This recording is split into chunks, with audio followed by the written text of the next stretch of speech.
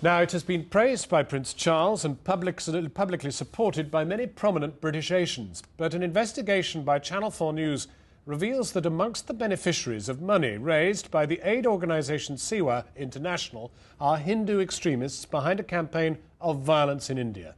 More than 1,000 people, mostly Muslims, died in Gujarat this March. We show that money from unsuspecting donors in Britain ended up in the hands of the violent fundamentalists who incited the violence. Jonathan Miller has this report. Om Suryaya Namaha. Sunday morning in West London. These young Hindus are attending a local branch of the RSS, India's biggest Hindu nationalist group. Its British arm, the HSS, is a charity registered here for nearly 30 years. Every week across Britain, there are 72 meetings like this one. As most ethnic minority youngsters will tell you, it's important to know where you come from, who you are, in order to face the rest of society. That's the way it is, and that's how HSS has helped me coming to Shaka develop a sense of identity. But is the HSS really just a watered-down version of this? The headquarters of the RSS in India. Up to 60 British volunteers like Rahul come to India for training every year on funds raised by the HSS charity. Critics express concern about the organisation's ideology. The RSS is like a fascist youth movement, like Black Shirts or something like that. But perhaps with deeper roots in Black Shirts, because RSS has been there now for nearly 75 years plus. In that time, the RSS has evolved a unique and some say potentially lethal philosophy. The core ideas of the RSS are based on an ideology called Hindutva, or Hindu nationalism. Now, this was an idea formed in the 1920s, and at the root of it is the idea that India has to be an exclusive Hindu nation-state, in which minorities must demonstrate unconditional love and obedience to the nation. If they don't, then they're to be either converted forcibly or removed. So, for example, one popular Hindutva slogan is that Muslims in India have only two places, Pakistan or Kabristan meaning the graveyard. In March, the burning alive of 58 Hindu pilgrims by a Muslim mob in Gujarat enraged Hindu nationalists. It boils up my blood. Hindus in India have gone through a period of very humiliating subjugation for past 700 years. We are prepared to forgive for that. We cannot forget it. The Hindu nationalist backlash was immediate. In the Indian state of Gujarat, more than 2,000 Muslims were killed and several 100,000 displaced, in the worst communal disturbance since partition. Several inquiries, including one by the British High Commission, saw the hand of the RSS and its associated organisations behind the violence. Back in Britain, Channel 4 News has learned how Special Branch responded to the Gujarat violence. They started a watching brief on the HSS. In addition, the Charity Commission was alerted to allegations that money raised for the HSS in Britain might fund communal violence in India. In September, they announced a formal investigation into the Leicester-based charity. This is focusing on Sewa International, the HSS's welfare and relief arm, which raises millions for Indian emergencies and development. Our concern is to make sure that any charity directs its funds properly to that charitable cause, to the good cause it exists to promote, and to make sure that they're not misleading donors during the process. So we want to make sure that there's a very clear line between the money that's given here in the UK in this case and the needy people in very urgent need of assistance and help in Gujarat. For 3 months, Channel 4 News has been investigating the activities of the HSS, how they raise money and what they do with it. A powerful, destructive earthquake caused one of the biggest catastrophes in history. This appeal for earthquake victims in Gujarat last year raised more than £4 million and could hardly have been more high profile. Entire It earned the generations praise of the have Prince been of Wales, destroyed, whose office as wrote that families have the been Prince wiped continues out. to be most impressed by the Thousands of excellent bodies work remain being done by buried Seva under the rubble. International. Seva recruited 4 peers as patrons, including President of the Liberal Democrat Party Lord Dalakia, and Cabinet Minister Paul Boateng attended a fundraising event. Please send your donations. Many donors are unaware that Seva International is part of the HSS. That's because Seva is not actually registered as a charity. It simply borrows the HSS charity registration number. Among those who now feel deceived is Lord Adam Patel of Blackburn, one of the patrons in its earthquake appeal. Well, I was absolutely shocked. Absolutely shocked. They were involved directly or indirectly in many communal riots. They were involved in destroying the Ayodhya mosque. So I said, what's going on? Have I landed my name to the wrong organization? It does seem that the organisation, for all its links with the HSS, the RSS, does indeed do good work. Well, I have never ever been to the Gujarat. And if they did, some good work, yes, I congratulate them. But their association with, these sort of organizations, I don't approve it. In August, Lord Patel wrote a letter demanding details of Seva International's links to Hindu nationalist groups in India. When he did not receive answers, he resigned. So just what is the money raised by Seva used for in India? And what is its connection with Seva's parent organisation, the HSS, and the extremist activities of the RSS in India?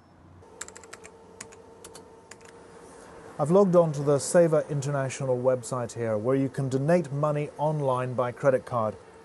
Unless you specify a particular cause, Seva will pass your money on to any one of a whole host of projects they support in India, no doubt many of them good works. Among the highest profile of these here is the Kalyan Ashram, a project designed to help the poorest of the poor in India, the tribal people. The Indian project website says it's dedicated to weaning the tribal people away from what it calls the evil influence of foreign missionaries. We heard about a campaign by Kalyan Ashram to convert thousands of tribal people to Hinduism in Gujarat. The conversion campaign started in 1997, the year in which accounts filed with the Charity Commission show Seva International began funding Kalyan Ashram. The activities led to systematic violence, for example, the attack on churches, the burning down of churches towards the end of 1998 and in 1999, increased violence and hostility towards the Christian population within Gujarat. When we asked the HSS about this, they provided a statement from Kalyan Ashram in Gujarat, which said, Kalyan Ashram has never destroyed any places of worship. But we wanted to find out whether money given by British donors to Seva International, apparently to help the poor in India, could actually end up funding sectarian violence there. We sent a team to Gujarat to find out. There we heard allegations that sectarian violence by Kalyan Ashram was still going on. The team went to the Baroda region of Gujarat, scene of some of the worst violence against Muslims earlier this year.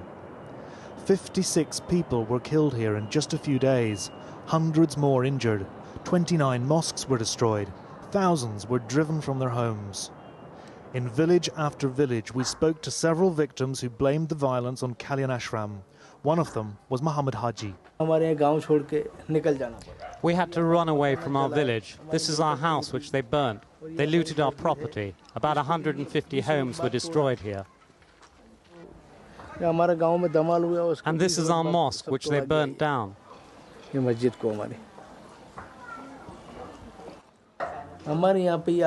had no fight, quarrel, problem of any sort with the tribals.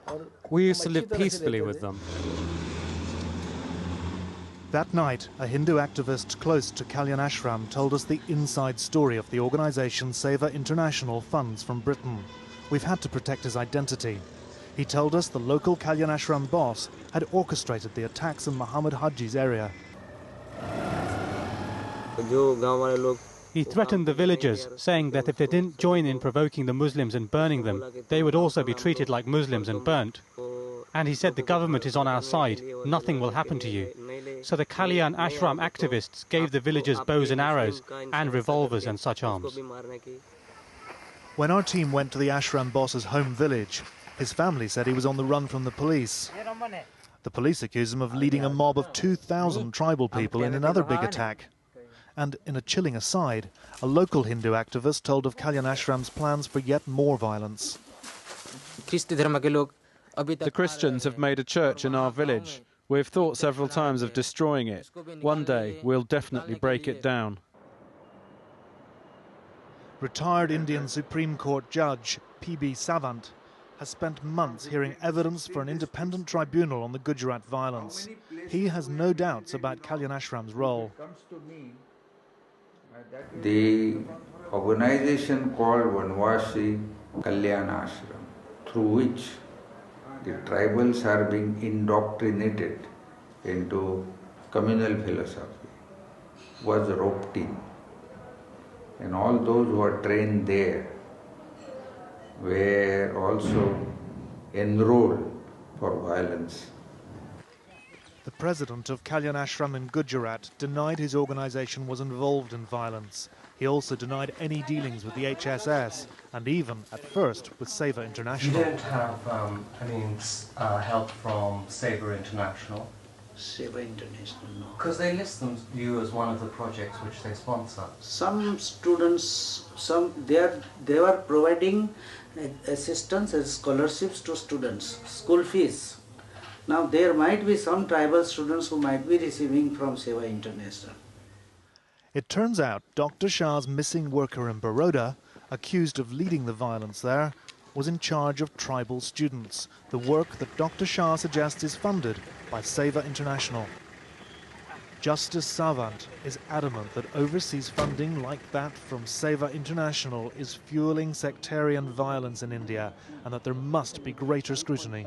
The communal violence that erupted there, as well as the communal indoctrination which has been going on, all these activities were being funded by this money, which came from Seva International.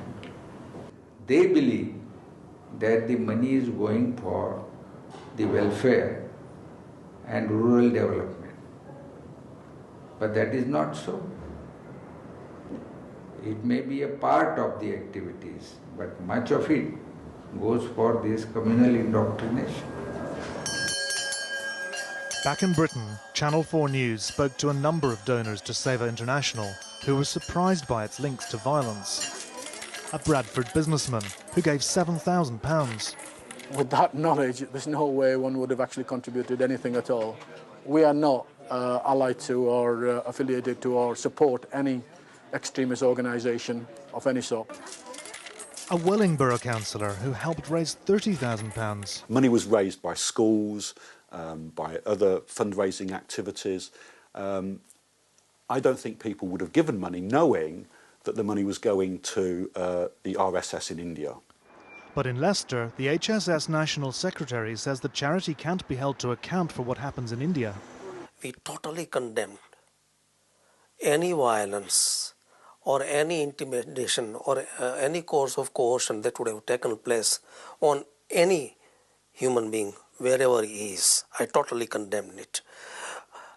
We raise funds in this country in total good faith and hand over to the connected parties, not only in India, but for other purposes as well. And once the funds are given away, it's not always physically, humanly possible to keep a track. The HS